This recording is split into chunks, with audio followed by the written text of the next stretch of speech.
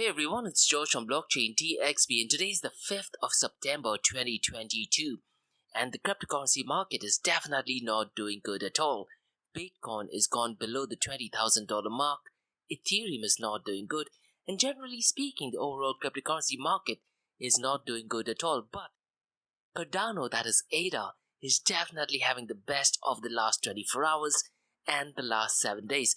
So it looks like there is some upgrade which is happening in Cardano, which we'll be discussing in today's episode. So if you are into Charles Hoskinson, and if you do strongly believe in the promise of Cardano and ADA, this is the episode that you definitely need to check out. And I would also like to pose one question to you guys. When you talk about cryptocurrencies in particular, does the best technology win, or does the most known technology win? Now look, Bitcoin may not be technologically the best project. Projects such as Monero, Cardano, or Algorand might be better, but does it mean that they're going to win in the long run? So share your comments in the comment section below. Today's episode, we'll also talk about Russia's Ruble. Now surprisingly, they are the best performing currency in 2022. And there are a couple of news articles that states that the Russian Ruble has rallied nearly 40% since the war in Ukraine, and we'll very briefly discuss the good things and the bad side of it. But the big question is, where does Bitcoin fit into all of this? Now, ideally, Bitcoin should have been a hedge against inflation. Unfortunately, that does not seem to be the case, and Bitcoin has not faced a financial crisis during war. So it's going to be really interesting to see how Bitcoin materializes. And finally, in today's episode, we're also going to be discussing about NFTs. Now, the FIFA World Cup is going to be taking place in Qatar, and FIFA plans to launch NFT platform for its soccer fans. So definitely a brilliant move. Now regarding UAE, I have two news as well. The first news is about a startup, and what they're planning to do is they're planning to combine blockchain technology with sustainability tech to green the desert. Now I'm really not sure where does blockchain fit into this, but we'll be going ahead and exploring that in detail. And in the second part of the session, I'll be defining Bitcoin once again. Now what I tend to do is every month or every 2 months or so, I want to make sure that people are updated with the proper definition of Bitcoin. One thing which I say often is, the moment you understand what Bitcoin is, you would know what Bitcoin is not. And the same thing goes for pretty much other protocols as well. And what I would really like you to do is share in your comments on what you think is the proper definition of Bitcoin. So let's kickstart today's episode. Welcome everyone, it's A-Team, you're in Dubai and you're listening to Crypto and Coffee at 8, where we cover top news and information pertaining to Bitcoin, blockchain, beyond blockchain, cryptocurrencies, NFTs, DeFi and Metaverse, and how the series of episodes on the Crypto and Coffee at 8 works is, we usually cover some top news and information pertaining to the price of cryptocurrencies, some major breaking news, occasionally short and sweet news as well. News that has an impact in the cryptocurrency world.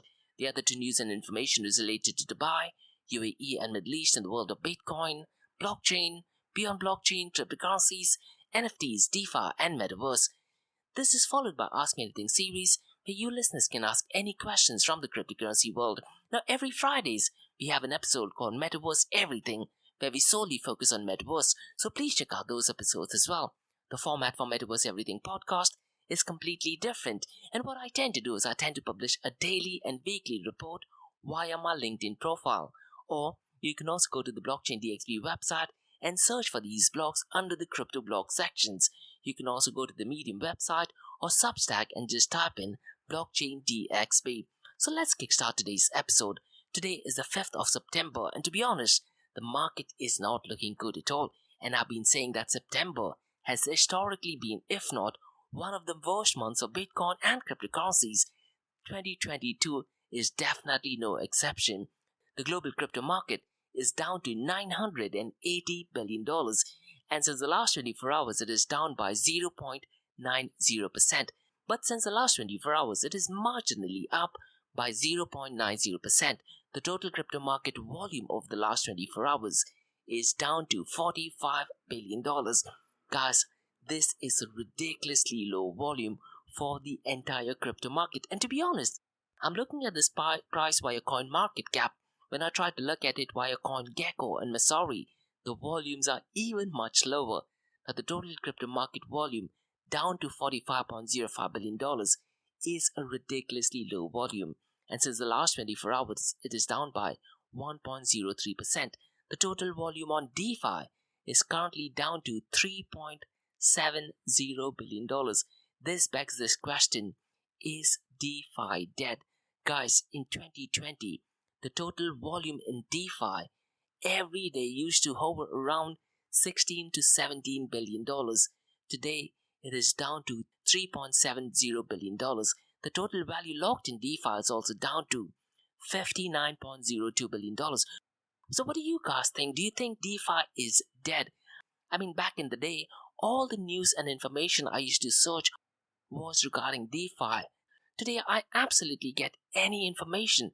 So far as DeFi is concerned, if you look at MakerDAO, it still accounts for 13.41% of the entire DeFi volume. And MakerDAO is called as the Boomer DAO for newer DeFi protocols.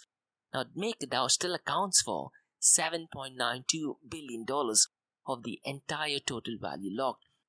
DeFi still accounts for 8.81% of the total crypto market 24-hour volume. The volume of stablecoins is once again a ridiculously low amount, and it is down to $42.08 billion. I really am not sure what is going on in the cryptocurrency market. The DeFi volume is down, stablecoin is ridiculously low too. Now, out of this $42.08 billion, Tether USDT accounts for $30.45 billion. Now, USDC, which is by Circle, it's gradually pumping up, and their 24-hour volume is $6.2 billion. So the big question is, as months and years go by so far stablecoin is concerned, do you guys think that the volume in USDC will very slowly try to meet the volume of Tether USDT? What I particularly feel is that USDC is relatively much more transparent so far as the audit is concerned in comparison to Tether USDT. Now, despite the volume of stablecoins being low to $48.08 billion, stablecoins still account for 93.42% of the total crypto market 24-hour volume. This is definitely not good. Now let's look at the matrix. Now let's look at the market share, 24-hour trading volume and dominance between Bitcoin and Ethereum. Bitcoin's market share is down to $380 billion, and Ethereum's market share is down to $191 billion.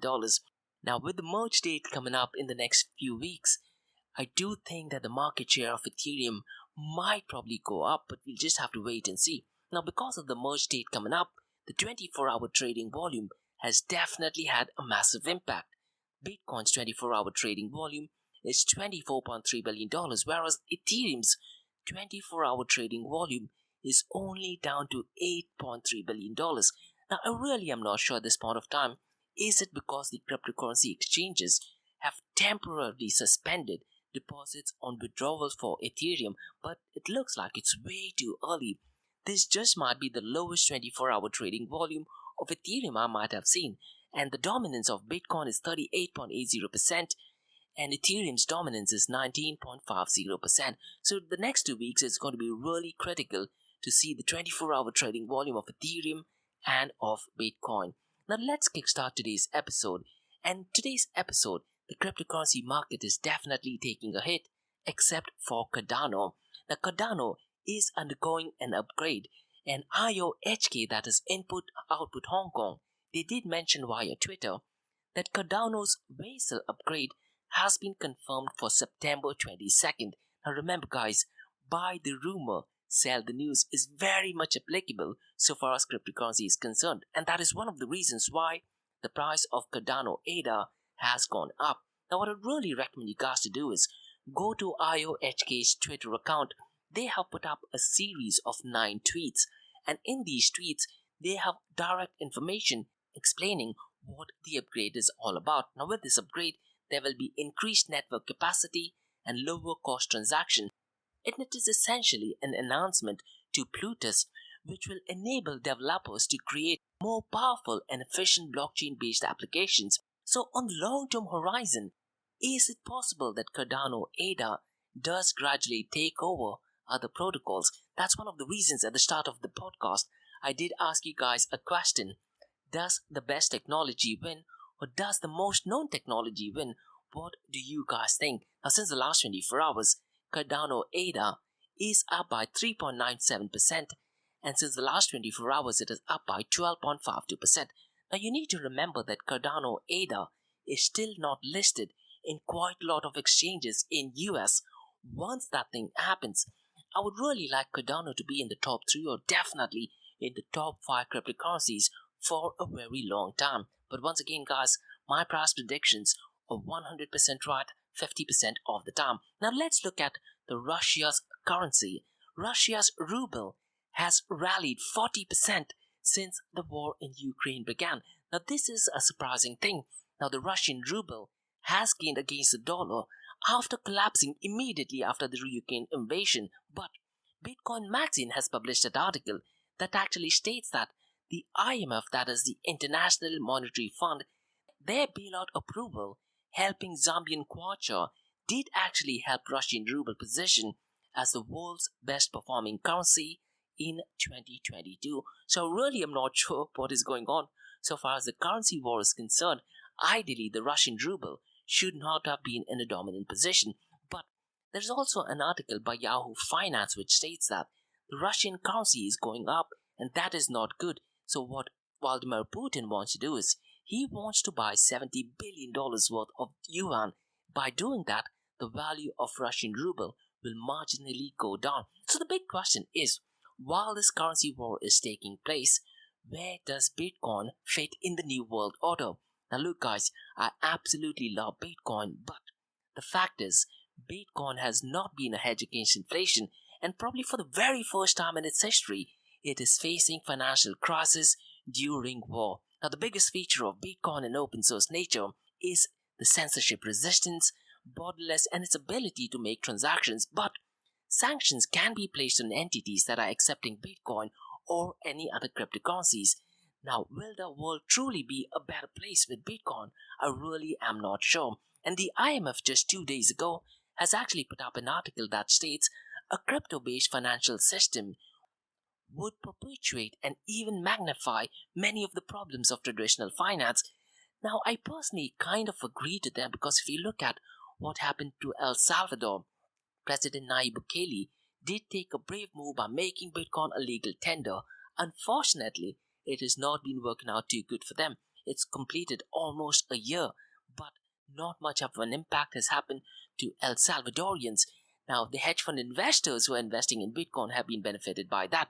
Now, what I'd really recommend you guys to do is Laura Shin has a brilliant episode explaining the negative aspects of why making Bitcoin a legal tender in El Salvador was not an ideal move, and she has an interview with one of the news reporters from El Salvador. And apart from that, the Pentagon's research arm, that is DARPA, which is called as Defense Advanced Research Program Agency, which is a security research organization, they have put up a report and they concluded that blockchain is not decentralized and is vulnerable to attacks and is running an outdated software. Now, what I really recommend you guys to do is read through the article. Now, when I initially read comments about this, I thought that this report was absolutely rubbish, but once you read through the article, I sadly do agree to some of the points that they have mentioned. Now, if you look at Bitcoin, unfortunately, only the early adopters have been benefited by Bitcoins. Multi-billionaires such as Michael Saylor and Elon Musk, who got introduced to Bitcoin as early as 2020, have been benefited by it. Millionaires and celebrities and financial giants are benefited by Bitcoin. What about an average individual? Unfortunately, people from underdeveloped nations such as Sri Lanka, Zimbabwe, or India or Pakistan have not been benefited by Bitcoin. So there is also a report which discusses which countries have been benefited by the adoption of Bitcoin. Historically, gold has acted as a better hedge during times of war. Now with the Russian-Ukraine situation, China and Taiwan conflict, and a new monetary system such as central bank digital currency on its way, it'd be really interesting to see what the price of Bitcoin would hold. So the question is, which country would be the world leader in the new world order, and what role will Bitcoin play in the next decade? So drop in your comments in the comment section below. And I'd be really interested to see what you listeners think about the situation. Now let's move on to some positive news, and that is about soccer. Now the World Cup does actually take place in Qatar, and because of the news, FIFA is planning to announce the launch of its NFT platform for soccer fans. Now Bitcoin Magazine has a brilliant article which talks about how FIFA is preparing to open its new platform for non-fungible tokens later this month. And Romy Guy, who's the executive of FIFA, did actually comment on the announcement that makes FIFA collectibles available to any football fan. And the whole idea is that it democratizes the ability to own a part of the FIFA World Cup. Brilliant move and absolutely brilliant timing. Now guys, let's move on to new news regarding UAE. Now the first news is about a company called Orbi, which is spelled as U for umbrella, R for Roger, B for Bravo, I for India, E for elephant.io. So the news is that Orbi, which is a UAE-based startup, is combining blockchain with sustainable tech to green the desert. Let me just quickly explain what the company is. The company is a biological air purification startup that leverages plant evolution and technology to absorb and neutralize common pollutants found indoors. The startup's biological air purifiers and green wall purifiers have automated self-watering systems that are connected to a mobile app where people can monitor their indoor air quality and the number of green crypto coins earned from the hours of purification. At this point of time, I'm not sure if you actually do require a cryptocurrencies. Now, based on the website, it says that in the near future, Orbi's goal is to attach a carbon credit to the coins so users can trade their coins in crypto exchange around the world. I really am not sure if this is a good idea or not at this stage, because what I do think is that at this point of time, they're just trying to do fundraising. Once the project materializes, then maybe I might get a better idea of what they're planning to do. Orbi does boast of a strong social and environmental cost that is fully transparent and trackable with the help of blockchain. Orbi is the first company to integrate blockchain into sustainably designed smart home products aimed at tracking indoor pollution known to be 5 times higher than outdoors. So the idea definitely does seem gay. And people can actually own green crypto coins while they purify their indoor air. And the coins can be used to plant trees, build water wells, and do more to curb the negative impacts of climate change on rural communities. Now, if you go ahead with this idea and if you approach venture capitalists and with the whole ESG movement, I'm pretty much sure that you do get a lot of attention. But do we need blockchain technology for this? Again, guys, I really am not sure if blockchain technology is actually needed. Now, based on my research, I do think that this does come across as a very centralized project. It could be possible that, they might be issuing tokens. If that is the case, rather than utilizing the entire blockchain protocol, they can also issue a centralized token. And that centralized token can be probably traded in the secondary market or something of that sort. It is still at an early stage and the website is still under progress. But that being said, it is definitely still a great idea. Now, Orbi is running an equity crowdfunding campaign through the Eureka platform, and prospective investors can know more about them by going to orbi.io/Eureka, and the whole base target of raising funds is $250,000. Now, as of now, they have raised roughly around $83,000 with 5 investors so far. Now, I did send them an email via Eureka, and what I want to do is I want to have a one-on-one conversation with them. I'll probably have an interview on the Crypto and Coffee 88 podcast, and I would like to talk about Orbi. And what I really want to question is why blockchain and why cryptocurrencies. So I'm really hoping to hear back from them, and I'll definitely go ahead and release an episode talking to the founders of Orbi. Now let's move on to the second news, and that is about discussing definition of Bitcoin. And look guys, if you do want to find out more information about what the definition is, go to my website, that is www.blockchaindxb.com, and at the bottom of the page you will actually see me explaining what the definition of Bitcoin is. Now if you do agree or disagree or do have any comments, mention them in the comments below. So, what is the definition of Bitcoin? There are different definitions of Bitcoin. You could call Bitcoin as a digital coin, the internet of money, a digital asset, digital money, or cryptocurrency.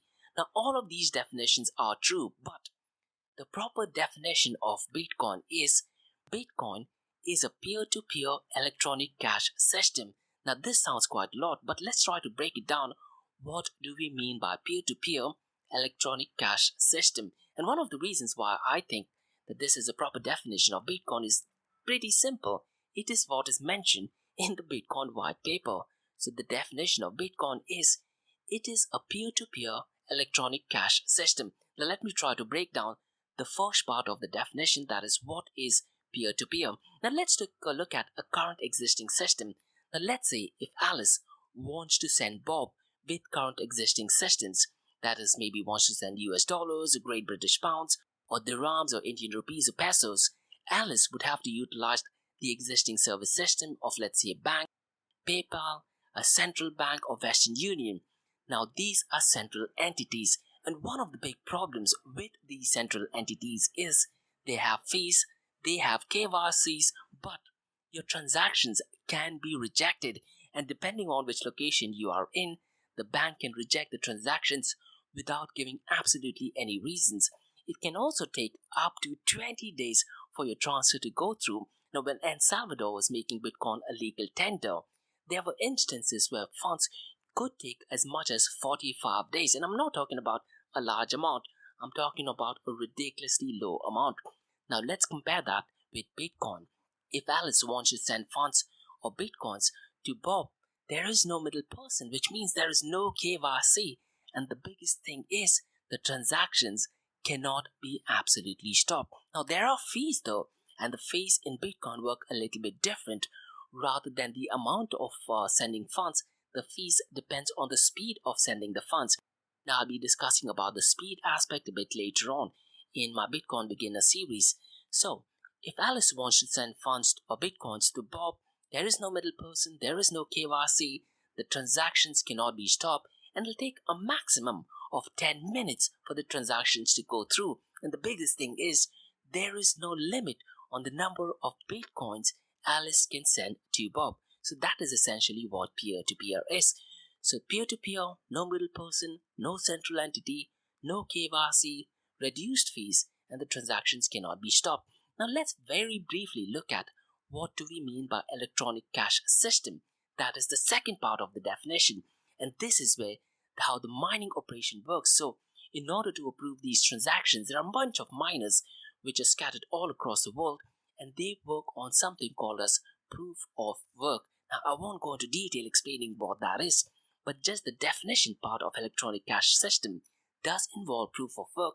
You also have Bitcoin mining. So the miners who are scattered all across the world, they are mining to get new Bitcoins. And in order for doing that, they are also rewarded with mining rewards.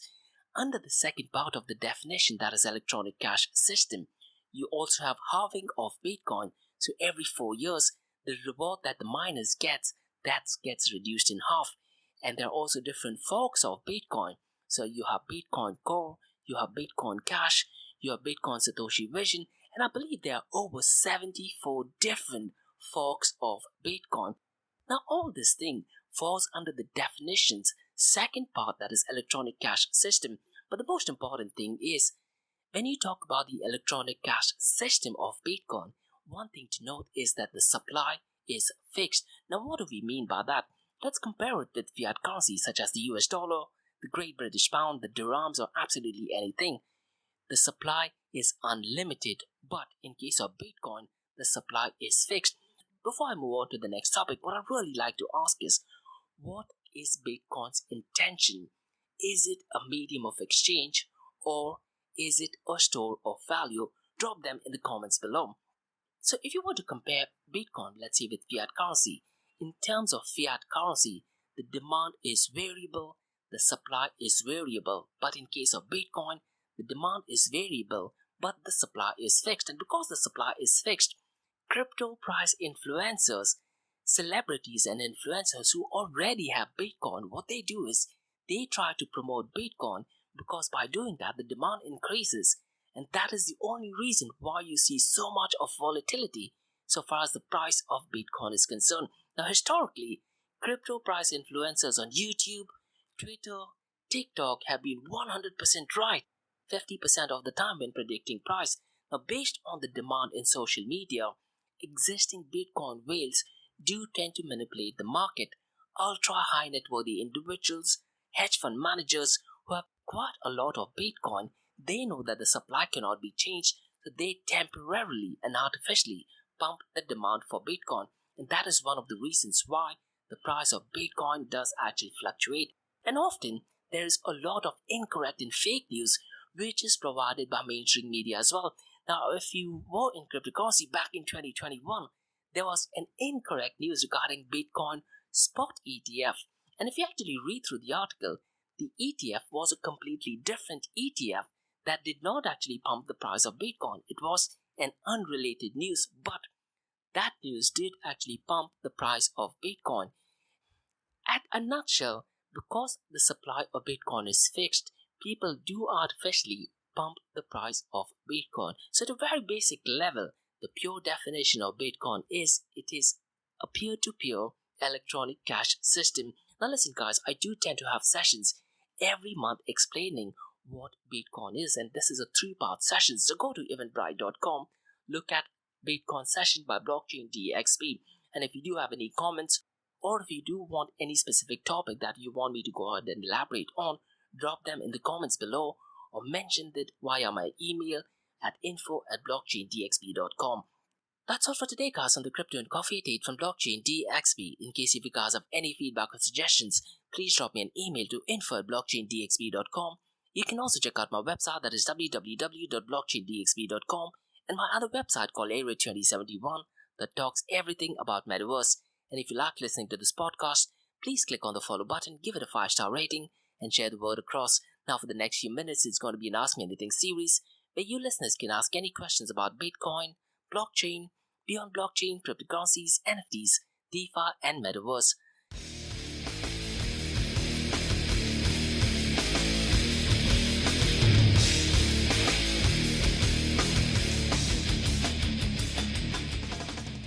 Hey everyone, it's George from Blockchain DXB. You're listening to the Ask Me Anything series where you listeners can ask any questions about Bitcoin, blockchain. And remember guys, Monday to Thursdays, 8 am to 8:30 am, we have Crypto and Coffee at 8, where we cover top news and information pertaining to Bitcoin, blockchain, beyond blockchain, cryptocurrencies, NFTs, DeFi, and Metaverse. And this is followed by 2 news and information related to Dubai, UAE, and Middle East in the world of Bitcoin, blockchain, beyond blockchain, cryptocurrencies, NFTs, DeFi, and Metaverse. And what you're listening to right now is the Ask Me Anything series where you listeners can ask any questions about Bitcoin, blockchain, beyond blockchain, cryptocurrencies, NFTs, DeFi, and Metaverse. I have a question by Sharon who asks, is it a good idea to buy and sell and trade via Binance? Now Sharon, this is definitely not financial advice, but one thing what you need to know is whenever you're talking about any cryptocurrency exchange, be it Binance or BitOasis and Crypto.com, not your keys, not your crypto. What a lot of OGs of Bitcoin and what I personally do is, if you're dealing with an exchange, you buy your cryptocurrency and you transfer it to your own wallet. Now your question is, Sharon, is it a good idea to buy from Binance? I definitely do think so, because Binance is, if not one of the biggest exchanges in the world. But what I would strongly recommend is, after you buy your Bitcoin or cryptocurrencies from Binance, move it to your own wallet. Now, depending on your knowledge and how comfortable you are, you can either choose to have a hardware wallet or cold wallet, or even an online software-based wallet. If you want to sell it, again the same thing. Make sure you sell it. But the key thing is, you need to remember, Sharon, not your keys, not your crypto. That being said, Binance is definitely, if not one of the biggest organizations in the cryptocurrency world. Apart from Binance, Sharon, you also have BitOasis, which is an exchange which is from Middle East. You also have Crypto.com, which is making quite a lot of news. So apart from Binance, you could also maybe try BitOasis, Crypto.com. And going back to Binance, something which I say in every podcast is that Binance is, if not having one of the best years in 2022. And 2021 was actually not a great year for Binance. So there was quite a lot of negative news surrounding Binance. That being said, Binance is still doing absolutely perfect. Depending, Sharon, on your experience in cryptocurrencies, You can also use something called as DEX, that is a decentralized exchange, such as Uniswap. In that case, there is no central entity like Binance, who's responsible. But the user experience is not as easy as Binance. So, decentralized exchanges should ideally be the main talk of the cryptocurrency world so far as cryptocurrency exchange is concerned. But there's still a long way to go. And one thing, Sharon, which I tell pretty much everyone else is, rather than buying cryptocurrencies, why don't you start accepting cryptocurrency?